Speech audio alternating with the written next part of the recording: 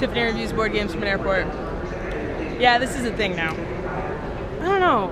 Am I ready to get deep with you? I don't know. If a lot of you are like me, you probably started gaming when you were a kid, when you were younger, and there was somebody in your life that sparked that fire, that liked board games, and is responsible for making you probably as addicted as I am. For me, that person was my grandmother. She didn't play a lot of games, but she always supported grandkids playing games, and she would always play with us. Granted, the one that she always enjoyed the most and would consecutively kick our butts at was Monopoly. And now as an adult, I know why. It's because she made up a lot of rules in her favor, which is why I do free parking and you don't collect rent when you are on a property you own and somebody lands on that property, and a few other random rules like that.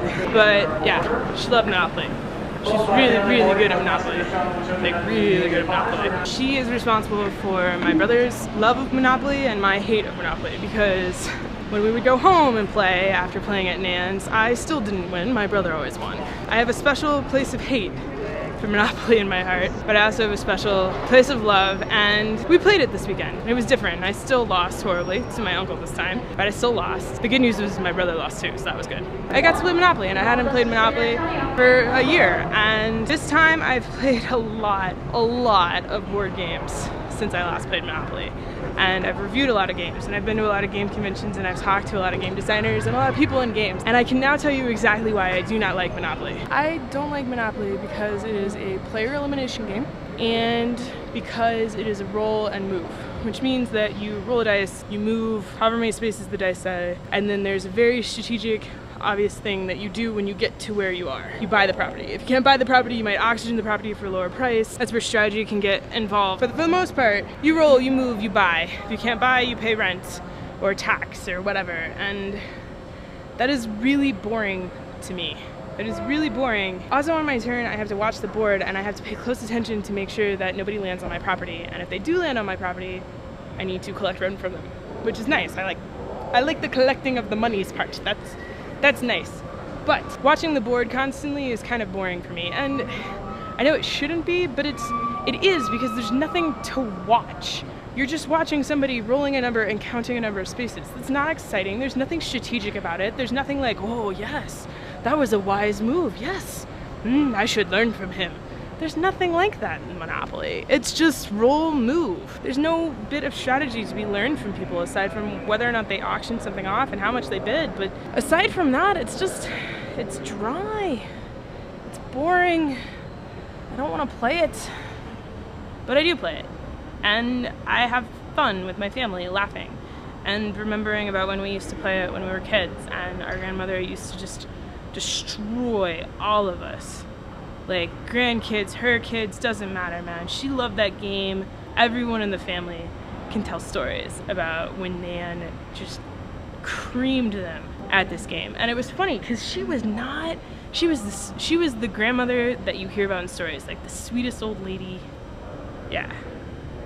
So that's why we play Monopoly. That's why once a year we pull out that game and we deal out the money. And we put up with my brother's annoying memorization of the distance between all of the spots. And we play Monopoly and we have a good time. And we commiserate about games that we played of it in the past. And we just have fun.